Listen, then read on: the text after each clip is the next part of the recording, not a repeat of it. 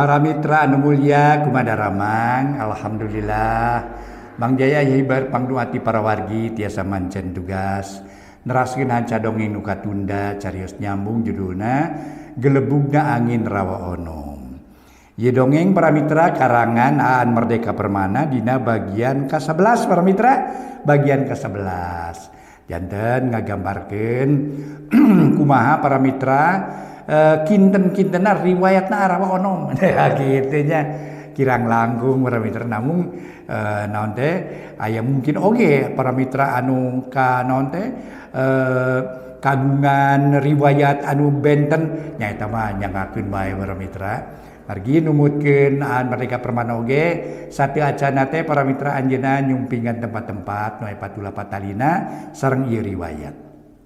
Kitu diantawisna para mitra karasanna mantena anu Aan Merdeka Permana gerakna dina bidang sastra Sunda para wargi kapungkurna wartawan terus pang-pang nama rupina kana sastra Sunda mah seueur majalah Sunda kapungkur di grupna Pira Raya tangtos nagenya kapungkurnya duwi ka ayeuna atuh pangarang inohong para mitra dina bidang karang-karangan mah pang-pangna nu aya patula patali sareng riwayat hiji tempat. Mangga Gelebugna Angin Rawa Onom karangan Aan Merdeka Permana dina bagian ka 11 urang teraskeun deui mangga nyangakeun wilujeng ngadangukeun.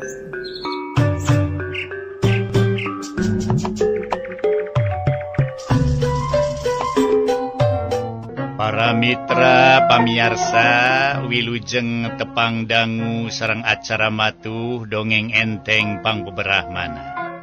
Mang Jaya bade ngahanca carios nyambung para mitra karangan sadere Aan Merdeka Permana dina carios nyambung anu judulna Gelebugna Angin Rawa Onom. Ayeuna nincak bagian ke-11. Caritakeun para wargi sadaya di hiji patempatana nyaeta di Nagri Pulo Majeti.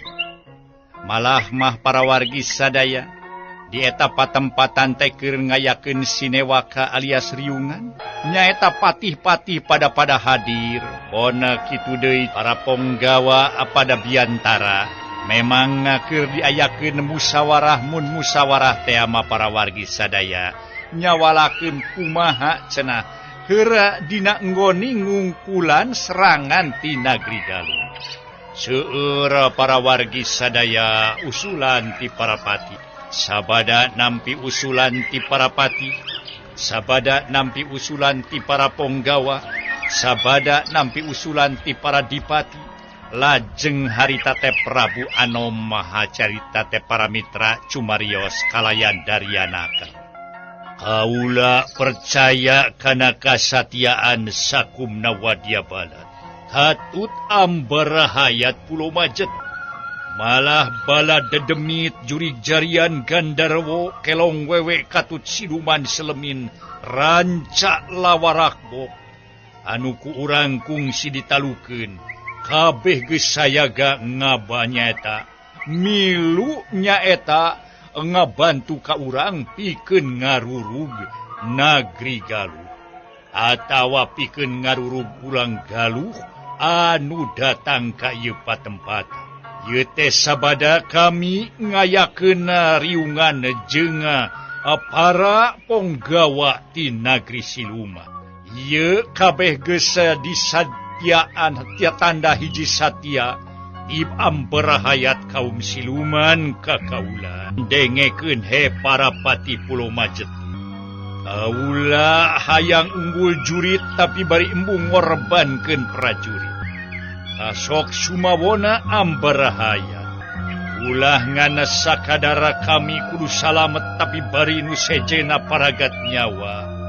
Kaula teu hayang samodel kitu para pati. Ari kangaranan perang campuh tea, dek nu menang dek nu eleh kudu ngalaman tatu. Kaula mah embung kitu. Saura Prabu Anom ngasongkeun pamanggih anu beda, tur karasana aneh kadengina. Kaula nun Gusti, atuh perang nu kumaha sumuhun? Nu mata kue teh jeung sarerea teh mohon eta teh. mata kuatejang sararea Gusti Prabu jisim abdi mah banget tengartos kaulanun. Pati kahiji tumanya semu heran para mitra sadaya.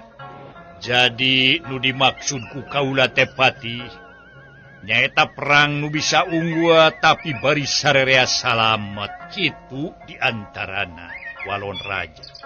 Sumun perang nu kumaha teh Gusti Prabu? Cek patih kadua sarua banget dengar. Nyaeta perang nu teu kudu bitotama para pati. Walon raja mungguh matak bingung keur sararea mah para wargi sadaya. Aduh, jisim abdi sadaya rumaos kirang perceka kaulanu. Teu tiasa nerjamahkeun cariosan salira Gusti Prabu. Cobi atuh jelaskeun ka jisim abdi. Sangkan abdi sadaya tiasa ngartos kaulanu. Di antarana para mitra aya hiji Narpati Cumarita sarua teu ngarti kana pamaksudan rajana. Basajan pisan maksud kaula tepat. Nyaeta urang teh kudu ngalawan merangan maranehanana. Sabab lamun teu perang sararea bari salamet kitu tadi antarana. Temba raja matak ngajenghok keur anu ngadengekeun wah para wargi anu muli. Oi. Nah urang teh milih serah bongkokan kaulanun Gusti. Ulah atuh kaulanun serah bongkokan mah. Urang teh kedah ngalawan heula. Aya paribasa. Sireum ge ditincak-tincak teuing mah nyoco kaulanun. Ceuk patih kahiji. Wah, eta mah rada hina atuh. Artina mah ulah dugi ka kitu kaulanun. Ceuk patih kadua. Sumuhun kumaha tu carana? Unggul tapi teu perang teh Gusti. Narpati sejen ge tumanya. Antukna para mitra sadaya Prabu Anom ngajawab deui. Para wargi anu mulia, urang lajengkeun sinewaka anu tadi teh diantawisna Kangjeng Prabu Anom. Ulo majeti anu memang dideuheusan cenah para wargi sadaya. Aku para patih jeung para ponggawaliana nyawalakeun perkara nu aya patula patalina sareng urusan ngarurugna apa karajaan kan. Harita para wargi sadaya Prabu Anom harita teh ngajawab kana pertanyaan ti para patih katut anu karumpul di dinya. Ayeuna mah kieu bae para patih, para senapati, para dipati. Ayeuna urang luntak bae ka tempat sejen. Temba Prabu Anom para wargi. Oi. Nah urang kedah ngungsi ngantunkeun sagala dunya barana. Anu ladang lah lihe urang teh dikempelkeun ku urang Gusti ayeuna bade dikantunkeun. Apan urang teh ceuk paribasa toh pati Jubaraga. Urang teh nahartos nama ngawangun ieu patempatan. Seep naon cek cadet paripasana. Tapi ari parantos kieu nagri dina kayan subur makmur gemah ripah loh jinawi. Nah bade dikantunkeun Gusti. Cek patih kahiji bangun teu narima kana pamadegan raja nu milih nyingkir ngajauhan musuh. Teu kudu ditinggalkeun. Urang kerid peuti we sakabehna. Boh abdi dalemna, boh rahayatna, boh harta banda jeung raja kaya katut karaton sagemlengna. Hayu ayeuna mah urang pindahkeun bae. Temba raja bangun salse nemalanana. Oi. Kangjeng Prabu. Ari ngalih teh nya ngalih ka mandi atuh Gusti.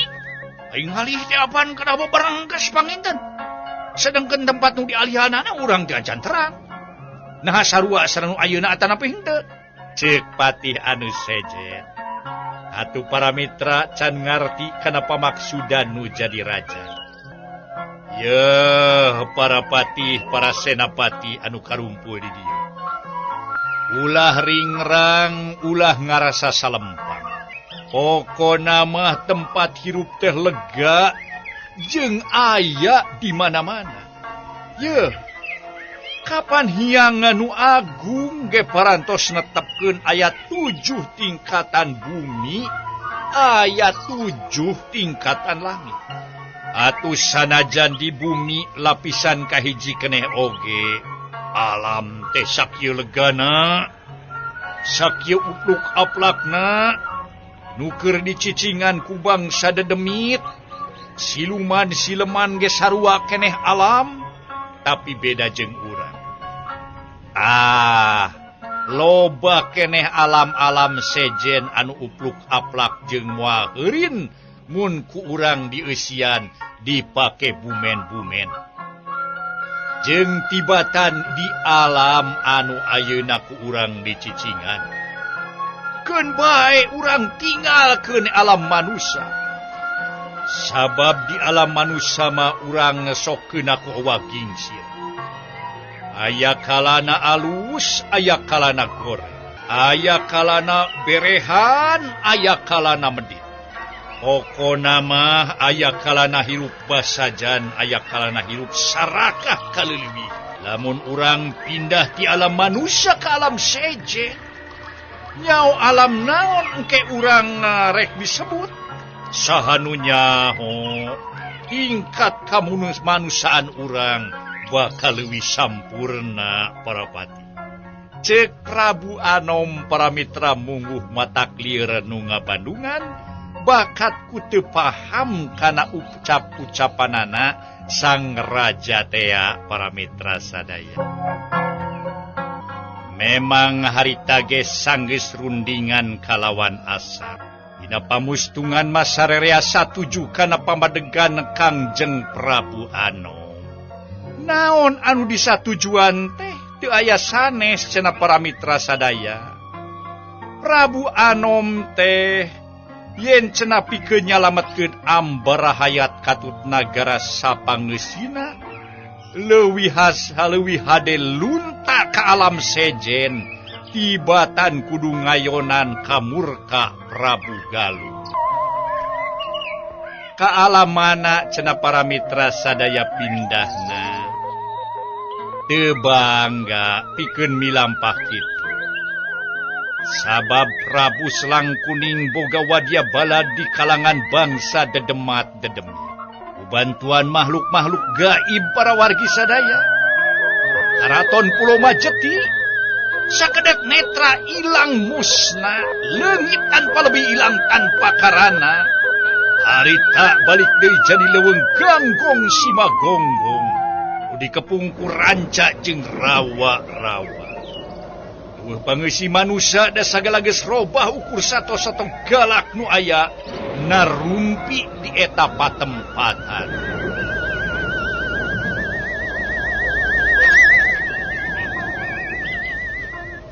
Para mitra anu mulia, memang kaayaan di eta tempat kontan ngadak-ngadak sora anjing babawang di sarada. Di eta patempatan nemuwuh matak pika keungeun para wargi sadaya. Hiji nagri anu tadina katingali gemah ripah loh jinawi. Atu cenah dina kaayaan huma-huma nu ngaplak karaton agreng. Ayeuna salin wujud jadi hiji leuweung ganggong simagombong. Anonoman para dedemat-dedemit. Malah masora anjing babaung rageg di ditu di dieu. Para mitra sadaya matak pika keungeun. Ai sora manuk mah sarua bae, sarua jeung di alam manusia. Itu kaya di eta patempatan mungguh matak pika keungeun. Ayeuna wangsul deui para mitra kana obrolan nyaeta anu kasebat cenah para wargi sadaya. Aki Darum, Lendra, Katut oge jeung anu sejena di antarana Ujer jeung Jang Dayat harita teh para wargi nu keur ngobrol. Malah ma Aki Darum harita teh tuluy nyarita deui bari babatukan. Kaki itu barudak euy. Sasakalana rawa onom teh bising teh nyaho mah. Ceuk Aki Darum sanggeus rengse medar carita ngeunaan riwayat onom di Rawalako. Nah, make disebut rawa onom ki. Aduh. Gimana asal kecap onom teh? kuring masih dengar tidak tuh? Cek Lendra tumanya. Tapi bari tuluy ngahuleng. Oh, eta teh kakeuheul Kangjeng Prabu Galuh bising teh nyaho mah deuleu. Nya eta waktu pasukan Tigaluh geus anyog ka Pulau Majati, bari samakta ku pakarang teh. Peteu kapanggih jalma saurang-urang acan. Hari lain sasatuan gayak mah nu pajah teh aya karaton, buktina mah ukur pulau kosong we nu jemet ku kakayon. Saur Kangjeng Prabu teh, mana onom teh cenah kitu? Eta teh panghina ka Prabu Anom, dirobah jadi Prabu Onom kitu. Ceuk sasakalana teh euy bising teh nyaho mah. Aduh kateh teuing nyanteuna mah deuleu. Cek Aki Darum bari harita teh para mitra sadaya. Memang atuh kayan di eta tempat teh para wargi sadaya geus robah cenah ceuk ujaring carios jadi hiji patempatan anu memang para wargi sadaya matak pikakeung. Para mitra pamirsa nu ngabandungan ieu dongeng kaayaan peuting memang para wargi sadaya menikaraos malah hasora cih-cira disada harita teh para wargi sadaya nandakeun kaayaan peuting cenah harita dina kaayaan keur memejeuna sepi jempli. Memang para wargi anu mulia di eta patempatan anu keur ngarobrol teh kitu kaayaanana. Cih-cira disada harita ge para wargi sadaya. Malah mah harita pocapkeun cenah harita ujer teh tuluy nyarita deui. Ih yo, ari Mang Lendra kunaon nya? Aya ieu gawenangan hurang jentul wae euy. Ceuk si ujer dina hiji peuting nu aya ukur jangdaya. Eta kuring ge bingung ngabandunganana ieu Kang Ujer. Nya kuring mah ningali Mang Lendra. Saban ku kami ditanya, saban teu bukubu jawabanana. Lamun manehna keur cicing di ingon sosoranganan, sok hade manehna gura-gero, nyai cenah kitu. Omong Jang Dayat para mitra, manehna oge ngarasa heran nya eta ku kalakuanana Jang Lendra teh atanapi Mang Lendra teh. Memang para wargi sadaya ocapkeun harita kaayaan ti peuting teh. Tadi ge disebutkeun cenah para wargi sadaya kaayaan cih-cire disada menimatak pikakeun malah masora-sora cenah anu matak aneh kadengena ku Mang Lendra meni asa kumaha boa atuh cenah karasana teh para wargi ngadenge kaayaan kitu teh. Oge para wargi sadaya loba atuh dedengian anu teu pararug nu kadengena cenah ku Mang Lendra harita. Nyai kadieu nyai kadieu nyai. Ceuk Mang Lendra para mitra padahal manehna teh kieu sare jiga nu gundam. Bener ceuk uing oge yo. Yo Kang Ujer. Ageuni yo Mang Lendra yo. Sosorangan di ngon ngageroan awewe. Maneh uing mah nyaan. Dapan maneh keur sare lain. Ceuk Jang Daya.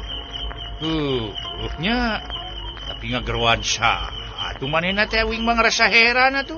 Ngageroan saha maneh teh nya? Gagap teh. Aduh, jadi batuk uing euy. Cing ka dieu euy.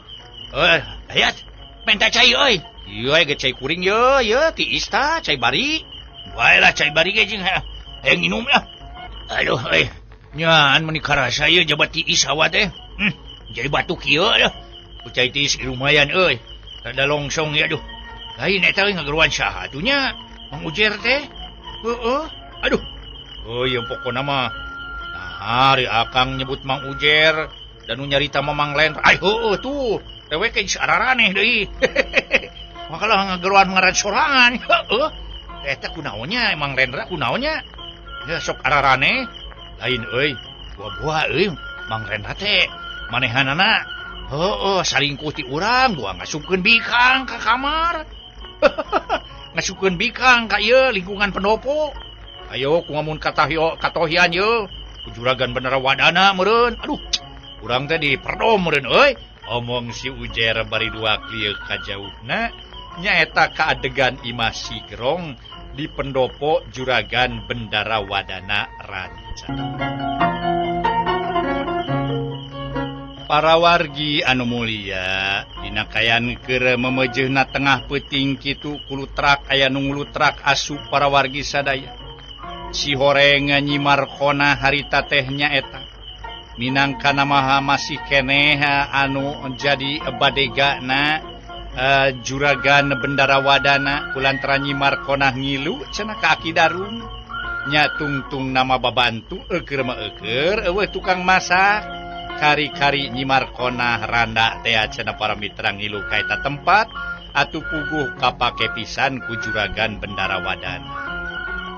Datang-datang langsung harita nyimarkona asup cenah para wargi sadaya nyarita malah bari tumanya geuning can sarare ieu teh nya kumaha ieu teh wayah kieu can sarare lain disukan pas subuh teh Juragan Bendara Wadana bade bubujeng lain kumaha lain geura sarare kadinya ame isuk jadi jaragjag calalenghar lain kalah tingjar entul kitu barina oge ceuk nyimarkona bari tumanya. Wah iyo nu bieu di dekeman kumang Lendra teh nya ceuk si Ujera ngareret ka Nyimarkona. Kumaha sia ngomong teh? Gak abah sia Ujer ngomong teh? Nyebutkeun kami di dekeman naon maksudna anjeun teh? Nyimarkona molotot. Atuh panon anu geus bolotot teh beuki bolotot we cenah para mitra sadaya. Puguh kieu ieu nya binya ieu nya ieu. Mun hayang jelas mah ieu. Mang Lendra, saban tengah peuting sok uragero nyai-nyaian. Nya meureun ngageroana Bimarkona meureun nya. Ngomong si Ujer. Nyao sia? Nah we si Mang Lendra nyebutkeun nyebutna ge aceuk ka aing mah. Tara nyebut nyai barina ge. Na kolot saha barina ge deuleu. Ceuk sia atuh harita Nyimarkona. Malah harita ge kadenge ti jero nyai geus kadenge deui Mang Lendra nyageroan awewe. Geus nyalukan aceuk deui geuning ceuk Jang Dayat. Cing hayu urang ngintip euy bisignya Mang Lendra ngasupkeun cawene monyak kitu bahaya ye. Kumaha lamun panggih ku juragan urang meureun diperdom kabeh nyebutkeun urang salingkuh ti anjeunna. Nyebutkeun urang teu bisa ngajaga. Cuk urang hayang nyaho urang mah. Ceuk Nyimarkona leumpang ka keteyepan para. Nah ada Mang Lendra mah keur ngarengkos sorangan deuleu euy. Di bulan Kusarung. Ceuk Nyimarkona para mitra bari haharewosan harita teh. Cing uing ngilu ngintip. Oi, nyawe tuh. Kadenge meni ngaguhar tibra. Kerek meni nyegrek. Sekejang Ujer para wargi sadaya. Lain keur guna meureun atuh jalma gunam teh kudu diributkeun ari maraneh bari oge lain geura sarare. Ceuk Nyimarkona ngadegungkeun sirah Jang Dayat. Bida lainna sakali ieu wae Mang Lendra gura-gero nyai-nyaian teh ceuk. Kunaha lah. Yo sering pisan. Ceuk Jang Dayat ngepeskeun leungeun Nyimarkona nu bieu ngadegung. Nya gundamna remen we meureun atuh. Poa baretona manehna teh kungsi ditinggalkeun ku Bikang. Padahal mah ye aceuk we gantina. Sumpah ye moal ngajengkat deuleu. Ceuk Nyimarkona ujug-ujug nyaritaki. Kadenge nu sariri nyaleungseurikeun para mitra sadaya. Pang-pang namanya eta Dayat jeung Mang Ujer nyeungseurikeun para wargi sadaya. Nah, make nyeungseurikeun. Nah, teu kaci kitu. Rana meunangkeun di jodoh. Kajajaka sok sanadana kolot. Ceuk Nyimarkona tu genah para mitra diseung-seuri. Kadenge Jang Dayat seuri meninga heuheuh para mitra. Malah Jang Ujer ge pon kitu keneh. Nyimarkona tuluy harita teh nyarita deui. Sok nyeungseurikeun deui. Ceuk Nyimarkona murileng ka Jang Dayat jeung ka si Ujer. Sok ieu bawiraosnya. Ieu seuri so teh tadi bieu mah teu. Ngan sakali-kalina we seuri. mobil mah teuing sada. Kasanu nyeng ya pokona mah nyeng serikeun sagala rupa. Eta geuning seserengehan wae. Ceuk Nyi Markona nuduhkeun kana Biwirejang Dayat nu jadi. Ieu mah geus bakat we atuh Biwirejang Dayat mah jadi kieu atuh bi lah. Siga nu nyerengeh wae. Tapi da keluar suara geuning. Ceuk si Ujer ngilungan. Jang Dayat nu puguh mah keur seserengehan. Posen ya sana sasama lalaki mah ye sok silih bela deuleu. Ceuk Nyi Markona. Wah, Korea make bela ka Jang Dayat mah naon untungna atuh. Ceuk si Ujer Paramitra. Bapada lalaki mah kudu silih belaan Kang. Tembak Jang Dayat. Tuh pan, kitu lain. Malukan teh. Ceuk Nyi Markona murileng. Tadengekeun. Jang Lendra geus ngalinur deui bae. Omong si Ujer ngadedengekeun baridung dak dengdeng. Nyai, daguan akang Nyai. Tong ngajauhan tong lumpat. Daguan Nyai, daguan. Nah, make ngajauhan make lumpat sagala. Yo akang Nyai. Ceuk kadenge sora Lendra Paramitra gegeroan. Kadenge sora anu harita teh melengekeun panto. Ujang. Ye, Bang Lendra. Ye aceuk ye. Moal lumpat, sok didaguan ku aceuk. Ceuk Nyi Markona tebukubu. Montong digaduakeun aceuk. Ye, Bang Lendra. Ye, Bang Lendra. Hudang.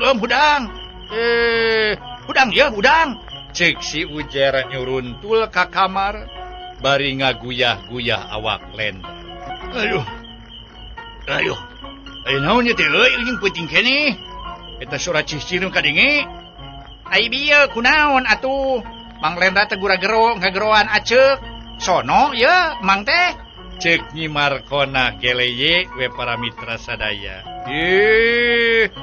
Ceuk Markona. Sok ieu nya. Caka cumplang-campleng nyarita teh.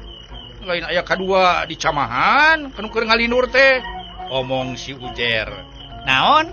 Di camahan? Aceuk kudu ngodok deui kitu. Ya.